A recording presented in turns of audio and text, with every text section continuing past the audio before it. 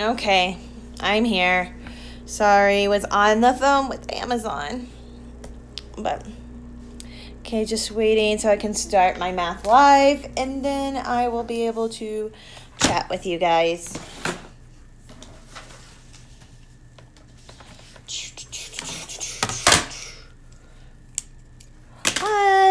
Hi.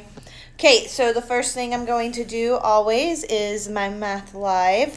So I'm just going to do Pythagorean Theorem, and then I will come back on and chat with you guys. So it's been a crazy day, so bear with me. Okay, awesome. So Pythagorean Theorem, here we come. Cool. Hey, folks. Bugga's just chilling and gotta watch me do Pythagorean Theorem, I guess. Okay, so I'm gonna kind of explain where Pythagorean Theorem comes from first, because that will help you picture it and why we get the formula that you always see. So Pythagorean Theorem, just like yesterday when I did trig functions, Pythagorean Theorem deals with right triangles. So if I have a right triangle, and I say the sides are 3, 4, and 5. So I'm putting the sides in there inside the triangle for a reason. But if I say the sides are 3, 4, and 5, then what I'm saying here in Pythagorean Theorem, I'm trying to get another color so I can see that. Okay, we'll see if this works. What if I were to draw a square using the sides of the triangle? So like in this case, I'm going to draw a square off this side. Sorry if it's not a perfect square, but remember, squares have all the same sides. So if this side is 3, then this side is 3, okay? And we know the area of a square is just its length times its width, or its side to the second power. And so the area of this square that we made with this leg on the right triangle is 9.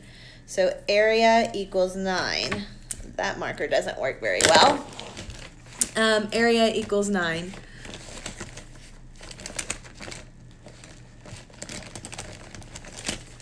Let me just get this one. Okay. You can't really see that, so I'm going to stick with my green one. So area equals 9. So if I were to do the same thing here, draw a square off this, then I have a square that has the sides of 4. Yes, I know, it's ugly drawing. But I have a square that has the sides of 4. And so the area of this square is 16, because 4 times 4 is 16. The side to the second power, 4 to the second power, is 16. And then if I were to do the same on this side, my square is a 5 by 5, so that area is 25. So this area is 25. And then you can see the connection. If you see the connection, if you see this, 9 plus 16 equals 25. So the area of this square plus the area of this square equals the area of the larger square. Okay, remember how I told you where to find area of a square? Area of a square is its side to the second power. Okay, so its side to the second power. So really, 3 squared plus 4 squared equals 5 squared. Okay, so this is where Pythagorean Theorem comes from. If we were to make the squares off the side of the right triangle, the 2 smaller squares, their areas would equal the larger square. For example, another little example here. So in this case, I'm not going to use numbers now. I'm going to use the sides A, B, and C, because that's what you see in Pythagorean Theorem. And if we were to draw the squares on the sides here, draw the square on the side of the C, then the area of this square is B to the second power, because whatever the side length is, we raise it to the second power. We don't know what B is, so we just write it B. And then this one, the area of this square would be A to the second power, because it's whatever the side is, raised to the second power. And then this one would be c squared, because c raised to the second power, because that's the length of that side. So this is where Pythagorean theorem comes from. Remember, the two smaller squares added together, the two smaller area squares added together equal the big square. So that's where the a squared plus b squared equals c squared comes from. And on a right triangle, these two lines are called the legs, and then the one right across from the right angle is called the hypotenuse. Okay, so you square the legs and add them together, and then it equals the square of the hypotenuse. So let's do a few problems. So we have a right triangle here. I'm horrible at drawing, sorry. Right triangle here, and we have a missing side, and we're going to use Pythagorean Theorem to solve this missing side. There's 3 steps to Pythagorean Theorem, and sometimes you can even skip the first step, because the first step that I do is I just write the formula. So we know the formula Pythagorean Theorem, because we just talked about it. A squared plus b squared equals c squared.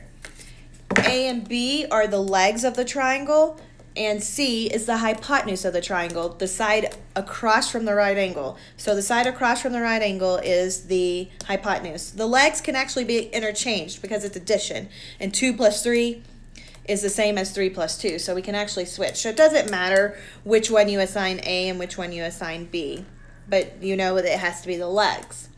So the second step to Pythagorean Theorem is to substitute the known values for the variables. So we know the 2 legs. So we're going to substitute 5 and 12 for A and B. Okay? So instead of writing A, I'm going to write 5 squared. Instead of writing B, I'm going to write 12 squared. Again, if you wrote 12 squared plus 5 squared, totally fine. The legs are interchangeable. And then we are missing this, and this is represented by x, so I'm just going to write x squared. Okay, now I'm going to solve this just like an equation. We know that 5 squared is 25. We know that 12 squared is 144. And then we don't know what x squared is. We're still solving for x squared. But we need to simplify this side first. 25 plus 144 is 169 equals x squared. And remember, we just want to find x. So we have to remember, to solve equations, we do the inverse operation. You might not know the inverse operation of squaring a number, but I'm going to tell you. The inverse operation of squaring a number is what we call taking the square root. So the square root. Because if I were to square a number, let's say 3 squared is 9, and then the square root of 9 is back to 3, so back to our base. So square root and squaring a number are what we do inverses. So the inverse of squaring a number is taking the square root, so we're going to take the square root of both sides. The square root of 169, now square root means what number to the second power gives me that number. Do not divide it by 2. I know a lot of students who do that. That's not what square root is. Well, I say what number to the second power, or what number multiplied by itself gives me 169. Well, that would be 13, because 13 times 13 is 169. And then the square root of x squared is just x, because x times x is x squared. So the square root of x squared is just x. And we solved it. So this side right here is 13. Let's do another one.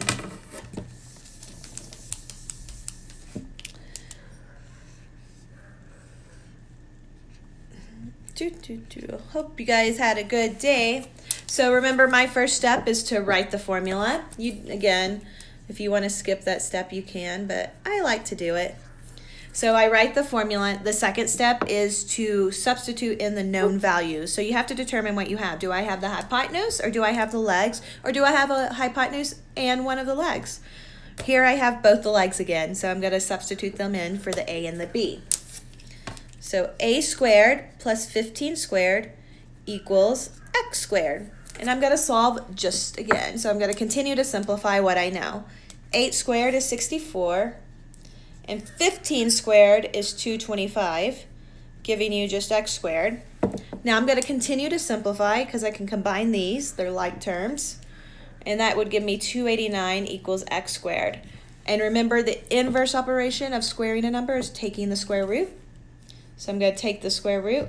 Now I'm thinking to myself, what number times itself gives me 289? And if you don't know that number, it is 17. 17 times 17 would give you 289, and then the square root of x squared is x. So this side right here is 17.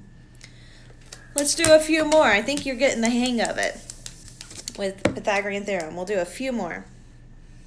Maybe the ones I choose will be missing something else. Okay, again, the first step, I'm going to write the formula. Okay, and now if you notice, I'm given one of the legs and a hypotenuse. So I'm either going to substitute this 3 in for the A or for the B. It doesn't matter which one.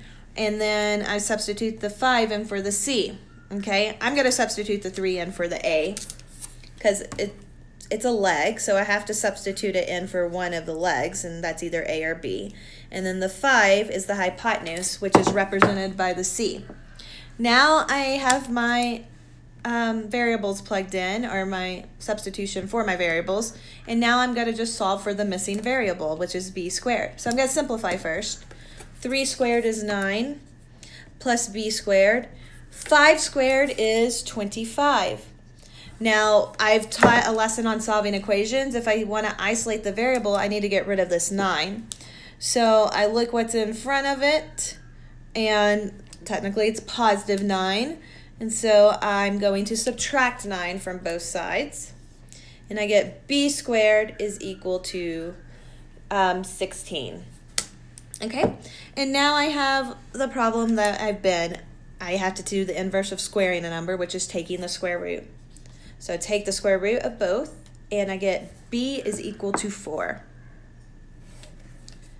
Okay, one more, and then I'll call it a night for Pythagorean theorem.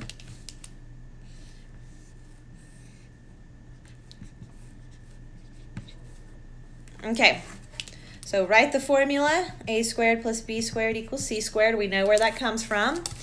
And here I'm given a leg and a hypotenuse again. So a leg and a hypotenuse.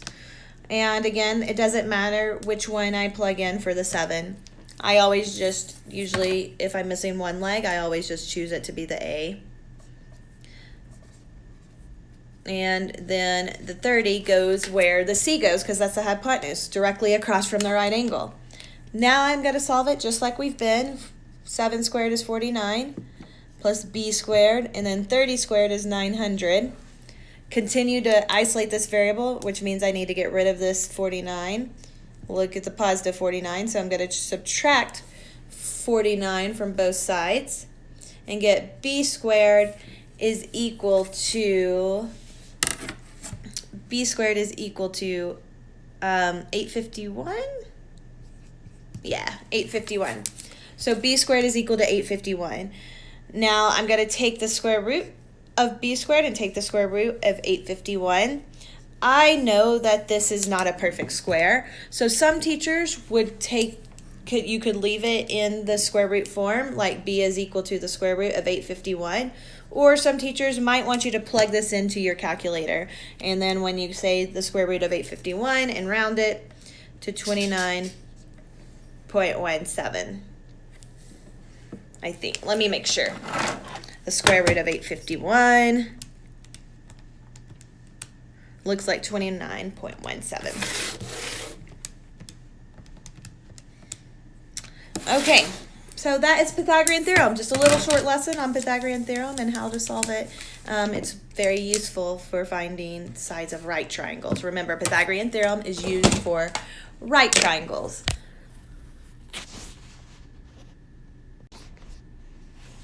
Okay, so I am going to stop this live, and then I will come back on, okay? So come back on when I go back live.